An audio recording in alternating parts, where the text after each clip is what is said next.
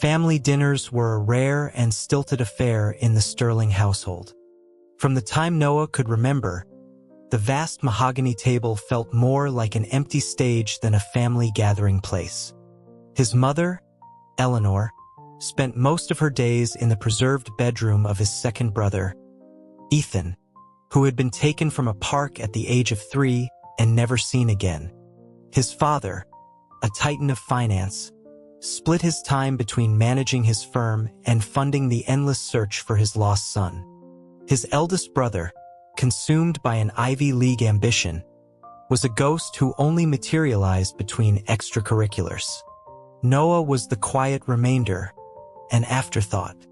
He was raised by Maria, the housekeeper, whose warm, calloused hands were the first he learned to hold. On his 3rd birthday, the day he first met Helen and her son, Liam, was the first day he saw his mother truly weep.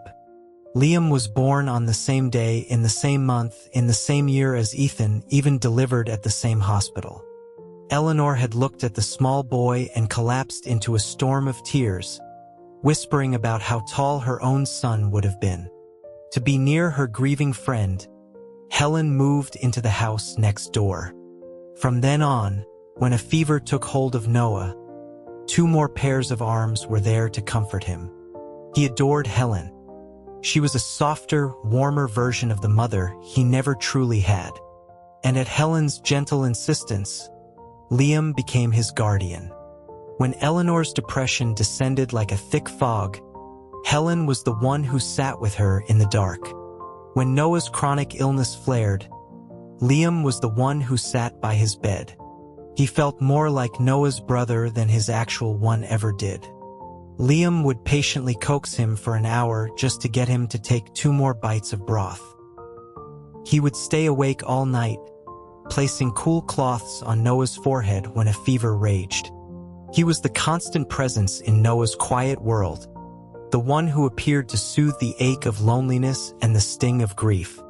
As the years passed, Noah's understanding of the world deepened, and with it, a realization bloomed in his chest. He was in love with Liam, not the way a boy loves a brother, but the way one soul wishes to bind itself to another for a lifetime. It was a fantasy, of course. Leaving aside Liam's own feelings, Noah knew his body was a ticking clock. A lifetime was not something he could offer. So when Ethan was found, alive and well, a strange sense of joy filled him. He thought it was a perfect solution. With Ethan back, his family would have someone to cherish. His own eventual absence wouldn't leave such a gaping wound. Ethan had been sold to a kind farming couple in the Midwest. They were simple people, but they had raised him with an abundance of love, nurturing him into a confident, open-hearted young man. He was the antithesis of Noah, who felt like a creature of shadow and doubt. The first time they met, Noah was pale and weak, fresh from a hospital stay. Ethan looked so much like their mother. It was undeniable. Noah smiled, a gesture that felt both brilliant and brittle, and extended a hand. He welcomed him home. Ethan looked down at the delicate, almost translucent hand of the boy before him and grasped it. Felt impossibly fragile. He thanked him. Eleanor was the happiest Noah had ever seen her. Her depression began to lift, replaced by a constant, beaming smile. She dedicated every waking moment to making up for lost time with Ethan. The raw envy in Noah's eyes was a source of constant pain for Maria, who saw everything. She began to lavish her affection solely on him, creating special meals and dedicating her time to being his singular comfort. But Ethan couldn't stay sequestered forever. He had to start school. He was placed in the same class as Liam, and Helen instructed her son to look after Ethan with the same diligence he had once shown Noah. Years ago, to ease Noah's transition, Liam had repeated a grade to be in his class. Now he had Ethan as well. It hardly mattered to Noah, whose attendance at school was sporadic at best. His world was largely confined to his room and the towering bookshelf within it, a universe of stories both read and unread. In an effort to connect with this new brother, to learn to love him as he felt he should, Noah led Ethan to his room. He presented him with one of his most treasured books, a first Ion he had saved for.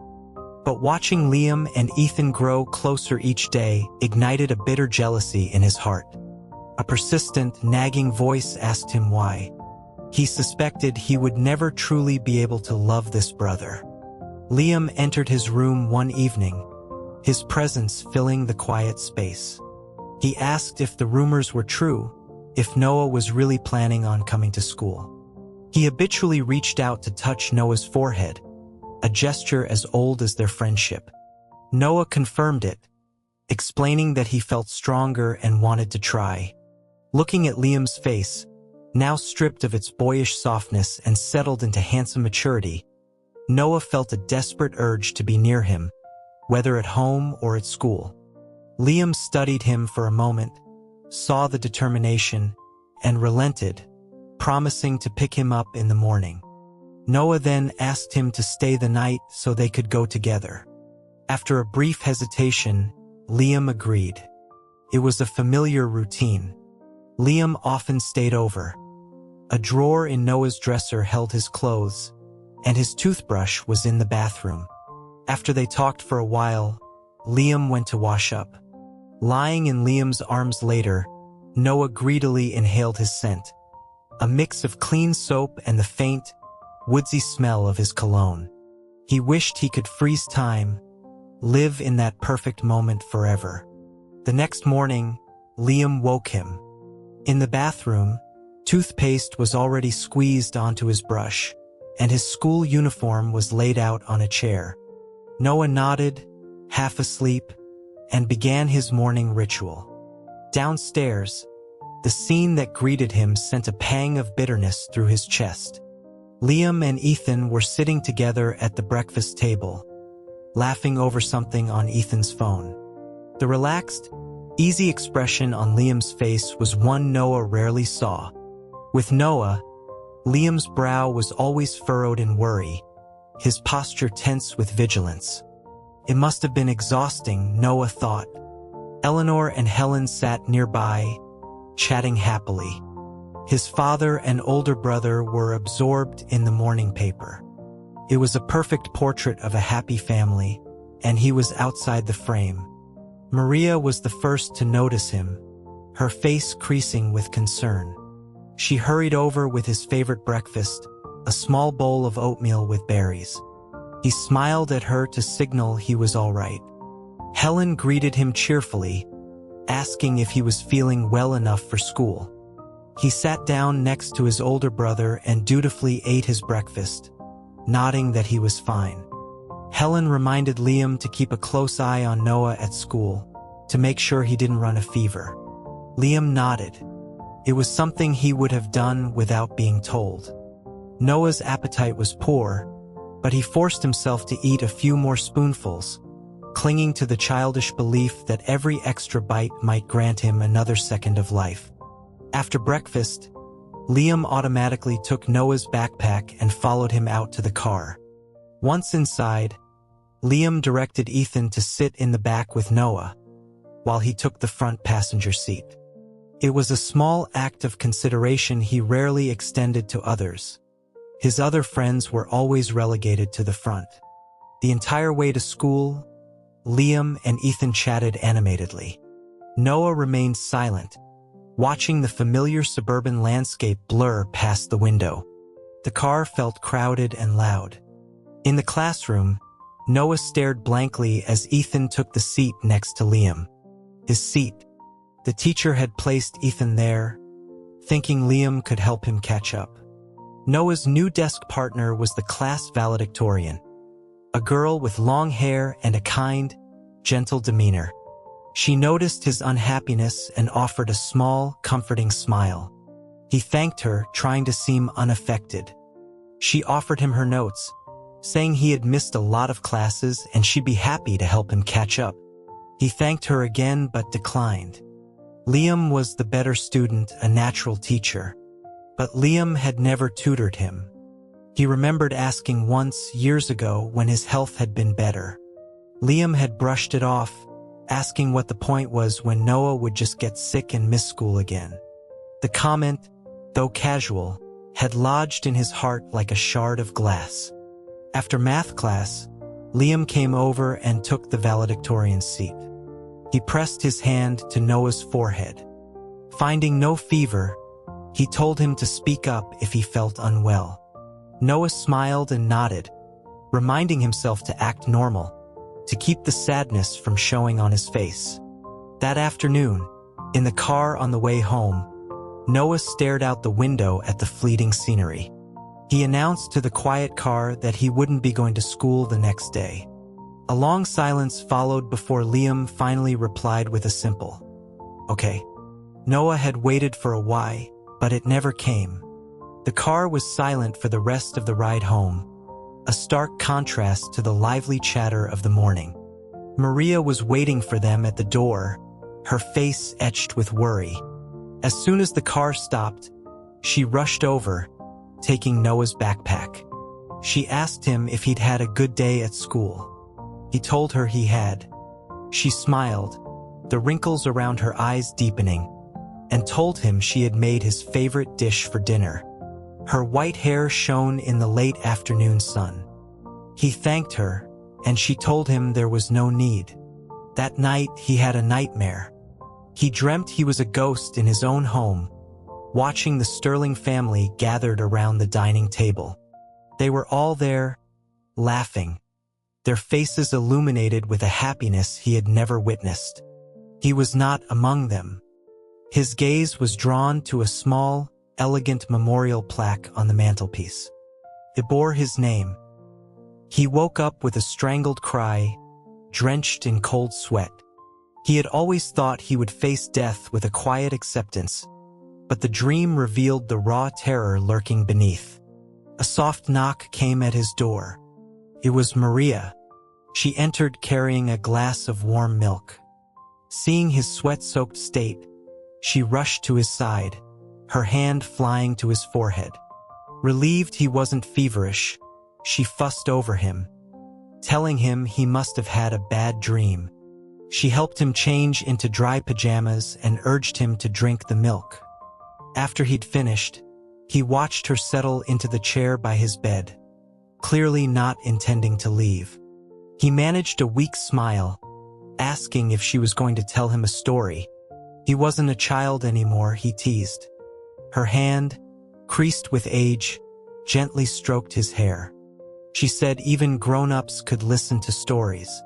Once upon a time, she began, there was a beautiful princess named Snow White, whose skin was as white as snow. It was always Snow White, the story she had told him since he was a small child. Every time he was sick, she would sit by his bed, hold his hand, and tell him the story of the princess. Maria was getting older, her memory failing her. So the story was different every time, a unique tapestry of familiar characters and forgotten details. The next day, the fever returned. Maria called the family doctor, who came and administered some medicine. He instructed Maria to monitor Noah for a few hours. If the fever didn't break, he'd need an 4. Liam came to see him after school that afternoon. Noah was drifting in and out of a restless sleep when he felt a cool hand on his forehead. He opened his eyes to see Liam sitting beside him. Despite the misery of the fever, he smiled. Liam told him the fever wasn't breaking and they were moving him to the hospital. Noah just nodded, too exhausted to protest. He had grown accustomed to this routine. He closed his eyes and drifted off again. Liam quietly left the room.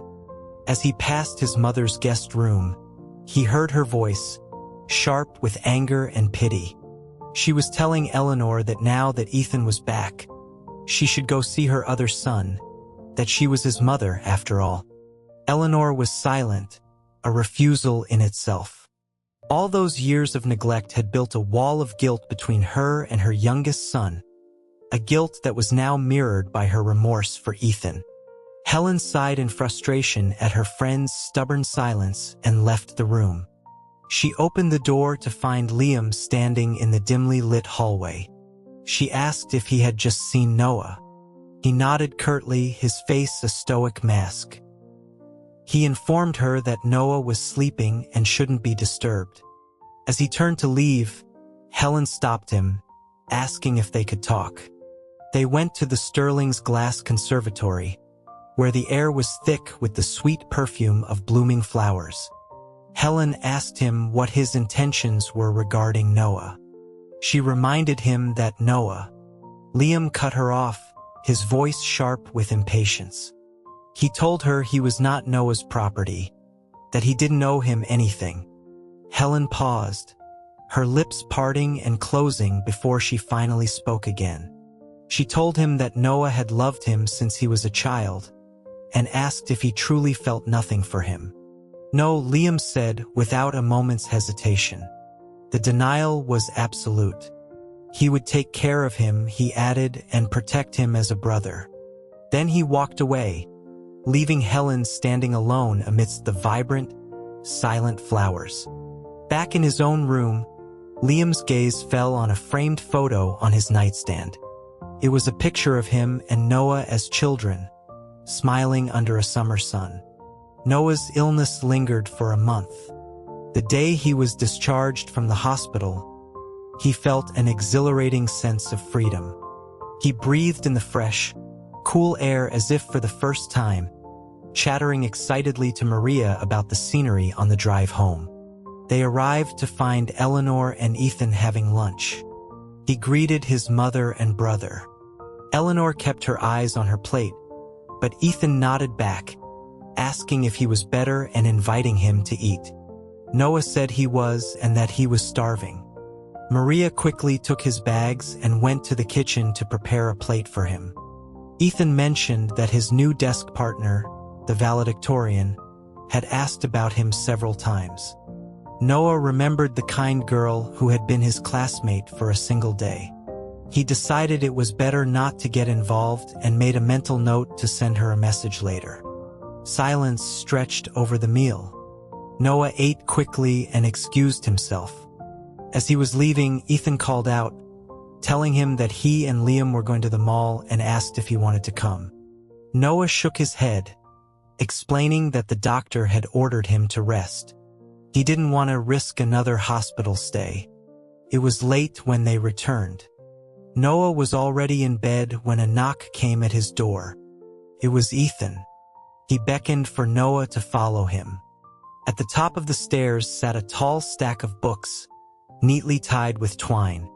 Ethan explained that he had overheard Noah talking about wanting to read the series and had found the complete set at a bookstore. A look of pure delight washed over Noah's face. He knelt down, running his fingers over the spines. He thanked Ethan, telling him how much he loved the gift. Ethan scratched his head, smiling sheepishly. Seeing Noah struggle with the knot, he stepped forward to help, but his foot caught on the edge of the rug.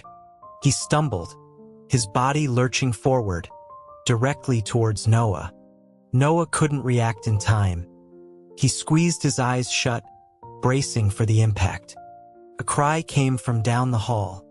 Maria, having just finished unpacking Noah's things, saw the scene unfold. As Ethan was about to fall on top of Noah, she instinctively shoved him aside. But they were at the edge of the staircase. Ethan tumbled down the stairs, landing in a heap at the bottom. Noah stared, his hands and feet turning to ice, his mouth open but no sound coming out. Maria was the first to snap out of it. Seeing Noah was unharmed, she rushed to the phone to call for an ambulance. The diagnosis was a mild concussion. It wasn't serious, and Noah felt a wave of relief wash over him, easing the tightness in his chest. But when he saw the fury on his mother's face as she arrived at the hospital, a terrible premonition took hold. The next morning, the butler quietly informed him that Maria was being dismissed. There was security footage of the staircase. The fact was that Maria had pushed Ethan. The fact that she had done it to protect Noah did not seem to matter. With his mother at the hospital with Ethan, Noah went to his father's study. His father and older brother were both there. His father, Arthur, softened his expression when he saw him. He felt a deep-seated guilt for his neglect of his youngest son. Noah stood before him, twisting the hem of his shirt, and quietly begged him not to fire Maria. Before his father could answer, his older brother's face hardened. He told Noah in a low, stern voice that Ethan was his family. Maria had pushed him down the stairs, and he was still in the hospital. He questioned how Noah could have the audacity to make such a request. Arthur sighed. He knew how much Maria meant to his son, but in the end, she was just hired help. He told Noah that his brother was right, that Ethan was his blood. Noah hadn't held out much hope, but hearing them speak of Maria with such cold dismissal broke his heart. To him, Maria was more family than anyone. She was his mother. He went back to his room and dialed Liam's number. It rang for a long time. Just as he was about to give up, Liam answered. Neither of them spoke for a long moment. Finally, Noah broke the silence, bringing up Maria. Liam cut him off, telling him not to worry, that he would find someone better to take care of him. Noah then asked if Maria could work at their house instead, offering to pay her salary himself, just so he could still see her. Liam's voice was cold. He reminded Noah that Ethan was his brother. Maria was a nobody.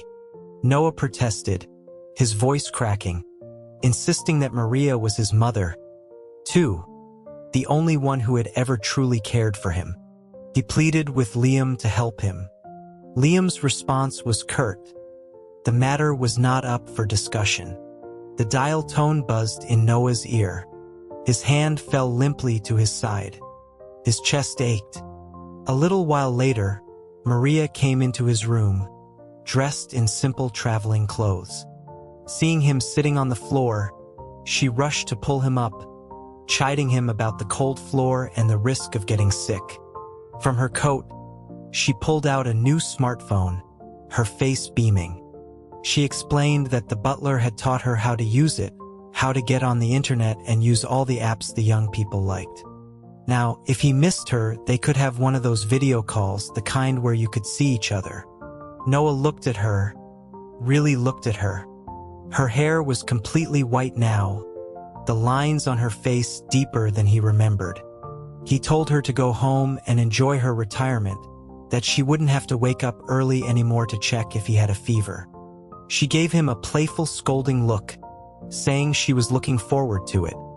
Her own children had been begging her to come home for years, telling her she was too old to still be working. She joked that if she didn't go back soon, her children would be shamed in their village. Seeing him smile, she relaxed. She told him to call her if he missed her, and that she would come visit. Then, after a pause, she asked if he wanted to come home with her. He shook his head. He couldn't be a burden to her. Her family was not wealthy, and his medical expenses were astronomical. His father ran a company, but most of their liquid assets were spent not just on the search for Ethan, but on keeping him alive. His life had been sustained by money. He promised to call often and told her not to get annoyed with him. He asked her to congratulate her son, David, on the birth of his new baby boy. She nodded. It was time for her to go. The butler was waiting to drive her to the station. He walked her to the door. She told him to go back inside, away from the wind, but he didn't listen. He stood on the porch until the car disappeared from view, then returned to the silence of his room. Lying on his familiar bed, he felt a profound coldness. The warmth was gone. The ensuing illness was a tidal wave. The fever burned for a week straight, finally subsiding only after a course of powerful experimental drugs. But his body was weaker than ever. Helen came to see him in the hospital as soon as she returned from a trip abroad. She looked at his gaunt frame with alarm, urging him to eat more. He forced a smile, assuring her he was eating plenty. She stroked his head, her expression full of sorrow. She asked if he wanted her to bring Maria back, knowing he was accustomed to her care. He shook his head. He said it was better for Maria to be home. She couldn't take care of him forever. He had a premonition that his time was running out. He couldn't let Maria watch him die. Helen knew the real reason Maria had left, and she knew that Noah had asked Liam for help, only to be rejected. She had confronted her son about it later. Liam had remained silent, but she could see the regret in his eyes.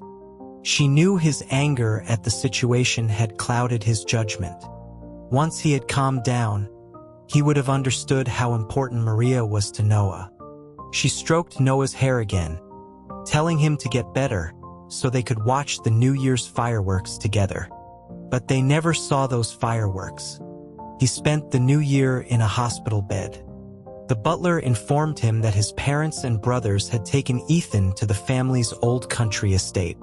It was Ethan's first New Year with them, and it was tradition to visit. Noah didn't mind. He had Maria in a way.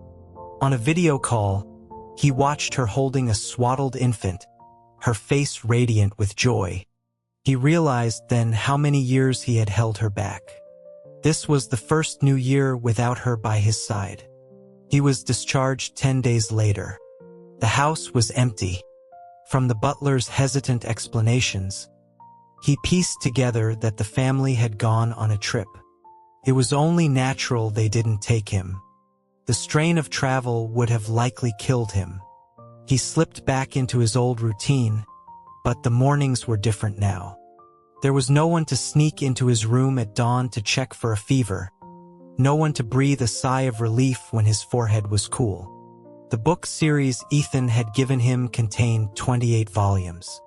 By the time his family returned, he was on book 18. He welcomed them back warmly. At dinner, his enthusiasm seemed to make them uncomfortable. Ethan, however, cheerfully presented him with a souvenir from their trip. Noah accepted it with a smile and a thank you. That night, for the first time in a long while, Liam came into his room. Noah greeted him. Liam sat in the chair by his bed, just as he used to, and remarked that Noah had lost a lot of weight. Noah looked down at his own bony wrist and agreed, saying it was strange since he ate so much. Liam handed him a small, woven charm. He explained that he'd gotten it from a monastery known for its healing blessings, and told Noah to keep it by his bed. Noah took it, smiling at the word health stitched into the fabric. He thanked him and asked after Helen. Liam said she was away visiting his father. Noah changed the subject, mentioning that Liam must be leaving for college soon. He wondered aloud what universities abroad were like. Liam had already been accepted to a prestigious program overseas. Liam replied that they were much like the ones here, and then asked if Noah would consider going abroad for treatment. The question surprised Noah, but he refused. His condition was a result of being born premature, not a disease with a cure. Going abroad would only buy him a few more years of the same existence. Liam's mouth set in a thin line.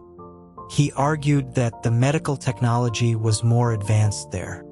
Noah interrupted him, saying he might not be able to see him off on the day he left. He told him to send a message when he got to America. He did not want to fight for a few more years. In a way, though he feared it, he was beginning to look forward to his own death. Liam took his hand. His usually stoic face contorted into a pained, stiff smile. He asked if Noah missed Maria. He offered to bring her back for a visit, reminding Noah of an old promise to go to the zoo together. Noah looked at him, He asked Liam if he wanted to see a picture of Maria's grandson. His name was Andrew, he said, and he was adorable. Maria was always so happy when she talked about him. He held out his phone. Liam took it and stared at the photo of a beaming Maria holding a small baby. His grip on the phone tightened until his knuckles turned white. Noah softly wished him a safe journey. On the day Liam left, Eleanor and Ethan went to the airport to see him off. Soon after, Ethan started a rigorous academic program. He was determined to ace his exams, to get into a university abroad and follow Liam. The large house grew quiet again, leaving only Noah and his mother. Though Eleanor tried to avoid him, their paths inevitably crossed. Noah always greeted her with a smile. She would respond with a curt nod. It didn't take long for his father to notice the strained dynamic. One night, in the darkness of their bedroom, Arthur spoke to his wife's turned back. He told her she had to stop avoiding Noah. There wasn't much time left. His voice was thick with a grief no parent should ever have to feel. Eleanor stared into the darkness. After a long silence, she asked if he thought Noah would ever forgive her. She confessed that she couldn't bring herself to love him when he was a child. Every time she looked at him, she could only think of Ethan, suffering somewhere, hungry, maybe even dead in some forgotten alley. Arthur pulled her into his arms, comforting her. He told her it was all right, that Ethan was home now. She could love Noah now. He was her son, too. The next morning, Noah was surprised to see Eleanor at the breakfast table. He wished her a good morning. She wished him one back. The purpose of her change in behavior became clear soon enough. She came to his room for the first time, looking awkward and out of place. She apologized. Noah stared at her, stunned. In all his life, she had never truly looked at him. He remembered being a small child, crying for her to hold him, stretching on his tiptoes to reach her. But she had always remained distant, a marble statue of grief. He told her it was okay, that he forgave her. No matter what, she was his mother. But a part of him, a selfish part, wished she hadn't apologized. He had hoped she would remain distant, so that her investment in him would be small, and her grief when he died would be manageable. And so, he maintained a gentle distance, even as she tried desperately to forge a connection. His older brother was furious. He confronted Noah, accusing him of being cruel to their mother just as she was getting better. He assumed Noah was angry about her favoritism towards Ethan. Noah met his brother's glare calmly. After a long moment, his brother looked away. Noah smiled faintly. He explained that their mother had just recovered and couldn't handle any more stress. His own body was failing, he told him, and he didn't know when he would die. It was better this way. His brother stood frozen, then swiped a hand across his face, his anger crumbling into despair. It seems people only learn to cherish what they have when they are about to lose it. But some things, once lost, can never be regained. His hospital stays became more frequent, his periods of unconsciousness longer. Lying in bed one day, gazing out the window, he asked the butler if it was the day of the college entrance exams. It was. He imagined that if he had been healthy, he would be taking them now. Or perhaps he would already be abroad with Liam. Ethan had planned a trip to celebrate the end of his exams, but it was canceled when Noah was issued a critical condition notice. The family sat in silence outside the ICU. When the doctor emerged, they swarmed him. Arthur asked frantically for an update. The doctor, their family physician for years, shook his head with pity. He explained that Noah's organs were beginning to fail. It was a miracle he had held on for so long. He advised them to spend as much time with him as they could. Arthur pleaded, saying money was no object, but the doctor could only shake his head again. There was nothing more to be done. He was moved back to a private room. More and more people started to appear. During his brief moments of lucidity, he saw unfamiliar faces, distant relatives paying their respects. One day, he opened his eyes and saw a familiar one. It was Liam. He had come back. He looked older, thinner. He urged Noah to go abroad for treatment, saying he had consulted with specialists who had treated similar cases. Seeing Noah lying in the bed, so thin he looked as if a strong breeze could carry him away, Liam was consumed by a tidal wave of regret. Why had he left? Why hadn't he stayed by his side? Noah gently explained that even abroad, there was no cure. Liam insisted it could buy him more time, but Noah replied that it wouldn't change the outcome. Liam's face was a mask of pain. He took Noah's hand, his heart aching at the sight of the bruises and pinpricks covering the back of it. He didn't know what he felt for Noah, whether it was habit or love. He remembered how, as a child, his mother would blame him every time Noah got sick, asking why he hadn't taken better care of him. For a time, he had resented Noah, believing he had stolen his mother's affection. But as he grew up, he came to see Noah as just a terribly lonely, fragile boy. While abroad, he had found himself constantly worrying about him. Now, faced with the finality of his condition, a frantic panic seized him.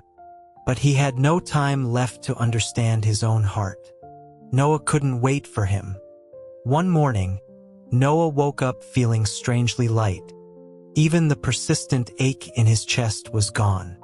He asked the butler for a mirror. Looking at his skeletal reflection, he decided against calling Maria. He asked the butler what he thought she might be doing. The butler replied that she was probably playing with her grandson. He then told Noah that Maria had originally planned to retire the year he was born. She had stayed with the Sterlings for over a decade, just for him. Noah made the butler promise not to tell Maria when he died, just to say he had gone abroad for treatment so she wouldn't worry. The butler agreed. Liam began coming to the hospital every day, staying by his side just like when they were children.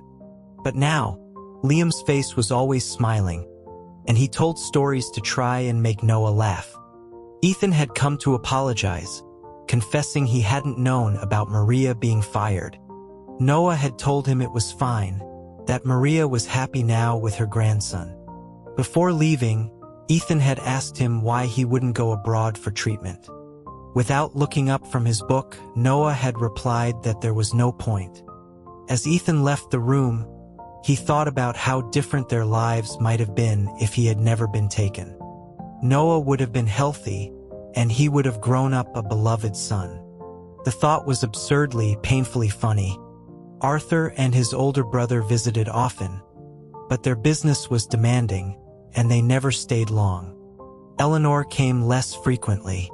Noah, worried about her fragile mental state, had asked Ethan to stay home with her more often. Liam would push his wheelchair through the hospital gardens, picking his favorite flowers for him.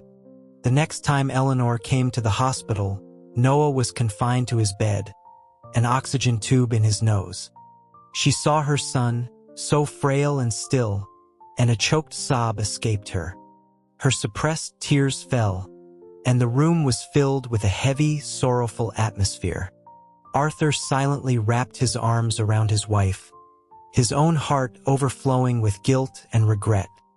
He had been so busy, so consumed with finding one son and grooming another, that he had never truly been a father to Noah. Yet Noah had never complained, never demanded anything. Even now, he was trying to smile and talk to them through his pain. When he was awake, Noah read the books the butler brought him. He was on the 20th volume now. Ethan, visiting one day, recognized the book in his hands. He asked if it was the one he had given him. Noah corrected him, explaining that Liam had actually bought them, because he'd heard Ethan say Noah had always wanted to read them. Noah smiled, stroking the cover. He lamented that there were still 8 books left that he would never get to read. As his life ebbed away, he clung to Liam's hand, his mind drifting. In his delirium, he called out a different name. Maria, Maria, tell me a story. Liam held his hand tightly, tears streaming down his face, but Noah's eyes were already closed forever. The day after Noah died, the butler dialed Maria's number. A man answered. It was her son, David. The butler asked for Maria, saying the young master had a message for her. David hesitated, his eyes glancing towards a black and white photograph on the wall. He explained that his mother had passed away some time ago. The butler stood frozen, the phone still pressed to his ear. David continued, saying that his mother had recorded a message for Noah before she died, and he would send it over. After hanging up, the butler opened the audio file. Maria's voice, frail and aged, filled the silence. My little one, how have you been? You want me to tell you a story? Of course. Once upon a time, there was a beautiful princess named Snow White, whose skin was as white as snow.